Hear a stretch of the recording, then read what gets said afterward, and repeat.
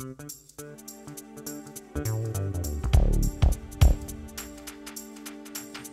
everyone and welcome to FiST Chat, the podcast that features discussions on the topics of film, science and technology. My name is Ben Warner and I'm joined once again by my good friend and colleague Steve Kern, and we've knocked up our 90th episode with this episode, Steve. I've just realised that now actually, so we're 10 away from the ton. It's been quite a run, hasn't it? It's been incredible, FiST Chat fans. Hello and welcome, yes, through all our social media networks. Hello.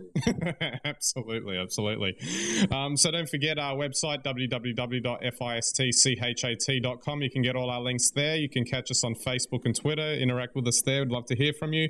You can see all of our back episodes on YouTube, Vimeo, and Digicosm TV, and get our audio via RSS, iTunes, and FeedBurner.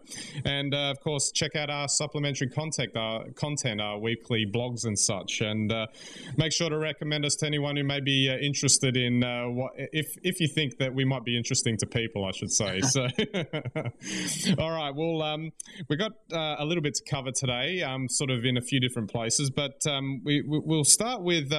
We've talked about the use of social media before and how it impacts on people's lives. But there was an interesting video on CNN recently. MIT professor Sherry Turkle, she explained how. In an increasingly mobile world, it's really affecting human nature, and she's sort of looking at it from a psychological perspective. Just a couple of things. Her sort of thesis about this whole thing is that it's turning us into a tribe of one, where basically, you can be in a meeting, you could be in a class, but because you got your smartphone with you, you're in your smartphone. So even though you're surrounded by people, actually you're connected in some other world somewhere in cyberspace, not connecting with the people around you. And in effect, you just become sort of solitary, even though you're surrounded by heaps of people. I mean, this is almost mind-boggling, really, and you wouldn't have imagined this 10 years ago. Like this type of scenario ever happening. And it's sort of like an unintended side effect of the possibilities of what social media can do in terms of it was meant to like sort of connect us all together, but somehow it's not having that effect in many ways. Well, I mean, communications are getting faster and faster and more rapid, and through that, there are also mass communications now, so one can broadcast not just to one, but to many. And we can also multitask through a whole range of apps and keep up to date and keep others up to date with what we're up to. So we are fragmenting our own sense of being. And I think, as we've covered before, what's actually happening is we may well be showing the world who we'd like to be. And, creating an image, because we're very image conscious now, and our self-worth seems to be increasingly attached to our to our public image, not even to sort of the tasks that we do. And as a result, I think that is changing it. But, I mean, the internet's not going to go away. Social media and mobile devices aren't going to go away. So I would just say that as a society, we're adapting to having those technologies, for better or for worse. Well, just to pick up a point that you were saying there about, it's that disconnect that, where basically, as an example, just before we got on, I was talking to you about that example. I saw two people on a tram get on, and they had their faces straight into their phones, and they were facing each other like they were talking, just like they were talking in a regular conversation, but they were face down in their phones texting. And the only times that they actually looked up to look at each other to talk was to talk about what they were doing on their phones. And that's just, I mean, the idea that you're connected but you're not connected, and and on top of that, if you think about what you're doing on Facebook and whatever else, that's another example of what you're saying. We're presenting the most positive sort of showcase of highlights of our lives. And that can affect other people, because if they are not happy with their lives in any way, they log in, they see you having a la-di-da time, or think that they're having that, and then they feel worse about themselves. Of course, and then they start posting pictures of their food to feel better about themselves. I don't really know. It's, it is a really interesting sort of thing that we're seeing. There's a real etiquette battle. So amongst people that are slightly older, I think you can still expect that you can sit down and have a meal, and it's still bad manners if somebody, answers their phone, whether it's even just for a text. Yeah. But, maybe in another 10 years, it'll be impolite if you don't tweet all your followers to let them know what a wonderful time you're having with your 4 friends in real life, even though you're not speaking because you're too busy. Too busy uploading what you're eating. I mean, just an interesting story on etiquette. I just remembered this too. I saw on, can't remember, some morning show or something, they had a guy go into a New York pizza shop, and apparently this guy that runs a pizza shop, if you walk in and you're on your phone, or you're texting, or you're tweeting, or you're on Facebook when you come up to the counter to order, if you're doing any of that when you're ordering, he'll throw you out. Sounds like Seinfeld's soup Nazi all over. But I kind of get where he's coming from there. I mean, can't you put the phone down for 2 minutes while you order? Yeah, but, why waste time? You should be tweeting your order straight to him. He should be accepting orders through Facebook. Exactly. Shame on him, yeah? Yeah, exactly. But it is an interesting thing. And that, I think, that is a concern, I think, for some people. But, it's the way the world's going to go. Exactly. You try stopping it. Yeah, exactly. And just on that, if we move on just to a slightly different bit, there was an article in The Age about how, there'd been a study as to how is this impacting teenage brains, because they're much more plastic and malleable at that stage. There was a professor from the Royal Children's Hospital here quoted as saying that he sees kids clinically who spend the whole day engaged with electronic media, and he thinks it's a problem. And it's during these years when the brain is in a very active phase of development, maybe maybe with children too, and it's learning to process information about relationships and emotions. There's a concern there that these kids are actually going to be wired differently for the future, given that, they're taking on so much stuff and learning so many things. There's 2 things to that.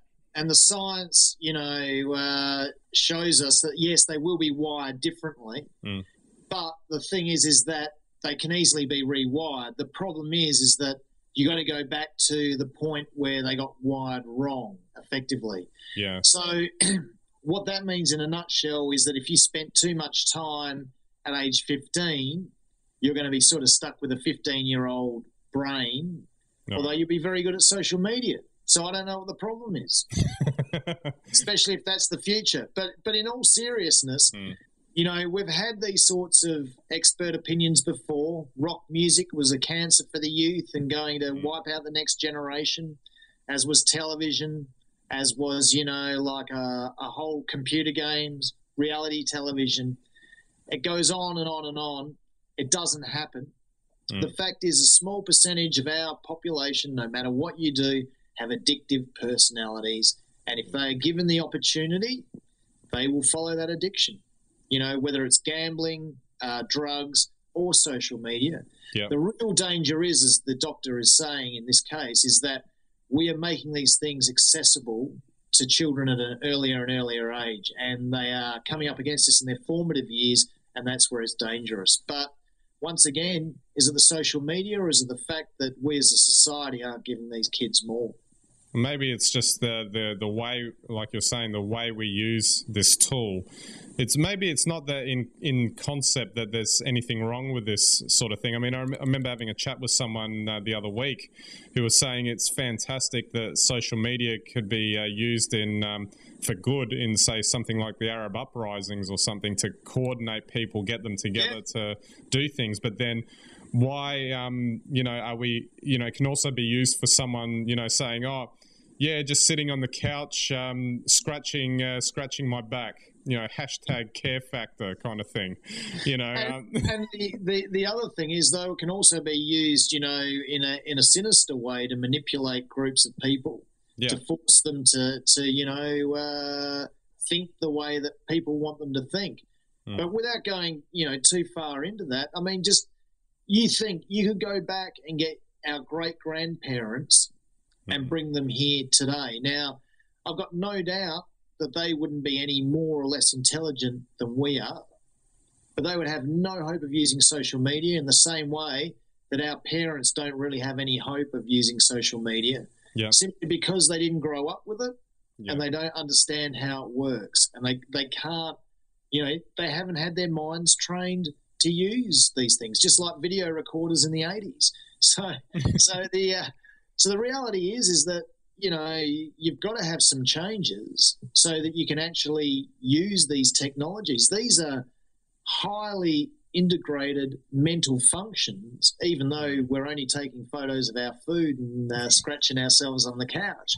But, to be able to manipulate those and multitask through a range of apps takes a different way of thinking. The flip side is, as well, maybe we do sacrifice some of our deeper and more complex thinking.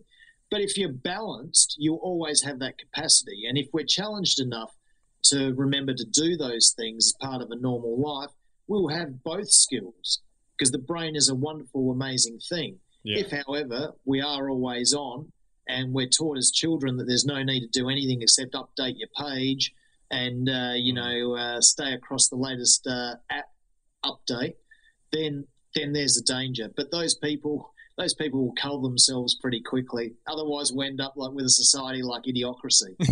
Exactly. All right, we'll move on. We'll move on to our news bites now, and we're shifting tack here. We're going to talk about a whole bunch of anniversaries, and selfishly, we're going to talk about one of our own here. Now, it was actually on the 11th and 12th of October, 10 years ago, 10th anniversary of the Guardian launch in Adelaide, which was my second feature film, and it was a really big splash that we had back in Adelaide, and it was the biggest audience I think I'd ever had in a cinema for anything I'd ever made, and I remember feeling very nervous, especially before the first bit. When I was thinking about this, I was just thinking about how much things have changed since then. Unbelievable. The amount of work that went into making that film and getting it publicized and all of that, there's just no way we would do that today. It's not something that you would do in that way. And it's just an amazing sort of progress. Thinking back then and how different the world was back then in terms of, producing the work you want to produce and also getting it out to people in the way you would connect to people. Well, Ben, let me just say it was a fantastic film to work on, and it's still one of my favourites, actually. I was watching it when you let me know, so I pulled out the DVD. It's got a DVD player, works on, so it was great. Had a look at it, and, it stands a test of time. But as you say, what has changed is not so much the filmmaking process, but everything around sort of the media and distribution side. So I'm sure that if we were making that film today, we'd be updating people every step of the way throughout the shoot, keep people up to date. We'd be building followers on Twitter and on Facebook for this film, so that by the time it actually launched, you'd probably have to have an extra 3 or 4 nights because you'd have that many people following. Having said that, that was a lot of people at that opening, and a damn sight more than I see at some sessions today. It was a lot of fun. Cinemas were bigger back then too. They weren't the small, 200 seat. This was a big screen too, 11-meter screen. Yeah, we had 500 in each at each night. So yeah, it was daunting to be in front of that many people. So, but it all turned out good in the end. Okay, we'll quickly move on to our science news bite and another anniversary. This is it's the 13th annual World Space Week, which ran from October 4 to 10, and both of those dates are key in the history of space exploration. On October the 4th, 1959, 1957, the Soviet Union launched Sputnik, humanity's first ever artificial satellite, and the Outer Space Treaty, which forms the basis for international space law, came into effect on October 10th, 1967. So some fairly big milestones there in space exploration. Yeah, and for those of you who saw it, the Space Shuttle Endeavour made its way through LA. They had to chop down 400 trees and transport it on a robotic transporter at 3 kilometres an hour to the Californian Science Museum there. But well worth it. And the Space Shuttle, very sad to see it retired now, but that too is has a great place in the history of space exploration. Absolutely. And finally, our tech news bite, and this one was quite cool actually. On October 1st, 1982, the first commercial compact disc, Billy Joel's 52nd Street, was released in Japan. And in the 30 years since, hundreds of billions of CDs have been sold, as we know. And I can't remember what my first CD was actually. I should have a look because I don't really play them anymore.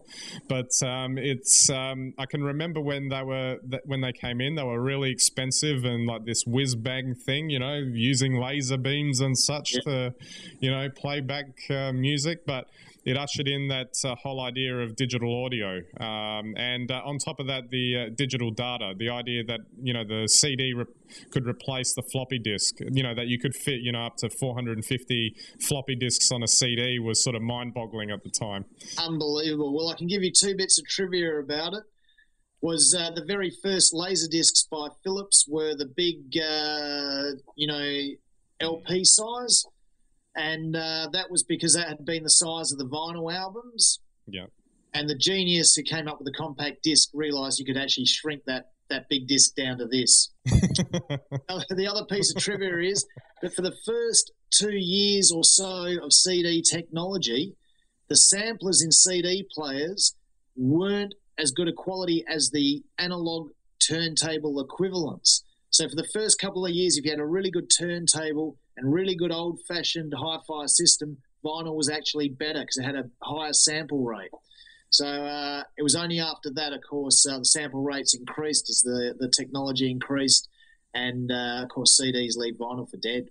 Absolutely. And just one final piece of trivia too, in that CNN video where they talked about this, apparently, not sure of his name, but the head of Sony at the time, he demanded that one of Beethoven's symphonies, whatever the length of that symphony was, it had to fit on the CD.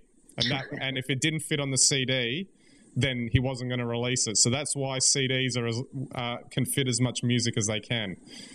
So, so thanks for that. And we now get 77 or 78 minutes of music on a CD? Something like that, yes. All right, Steve, we're totally out of time. So thanks again for the chat. Good one, FiST Chat fans. Say hello to us on social media. Let us know what you're thinking if you're still capable of it. Absolutely. So that's it for this week's episode. So we'll catch you next week.